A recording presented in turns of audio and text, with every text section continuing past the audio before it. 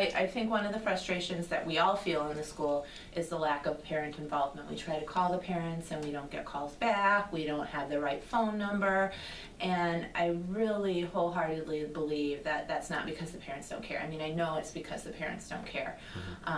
You know, the parents want what's best for their kids, but again, if they're working 2 or 3 jobs, they're working the night shift, the last thing they're thinking about is coming into the school.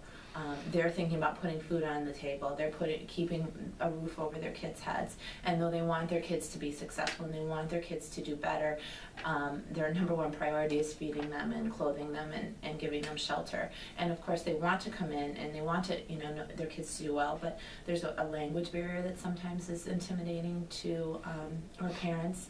I don't know how many times I've talked to a parent on the phone that says they don't speak English, and then once I try to speak my very, very bad Spanish, they realize that, oh, it's not that bad, I can speak English.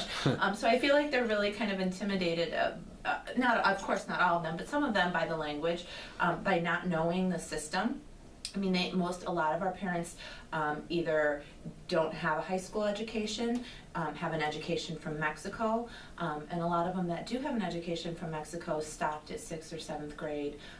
So coming into a place like that can be intimidating, where you don't know the system and you don't know what's expected of you and how it works. So that sometimes can be intimidating. Also, they're afraid, you know, their kids are, sometimes they're getting phone calls that aren't good news and they might not know how to deal with that. And so that can be a frustrating thing for the parents as well.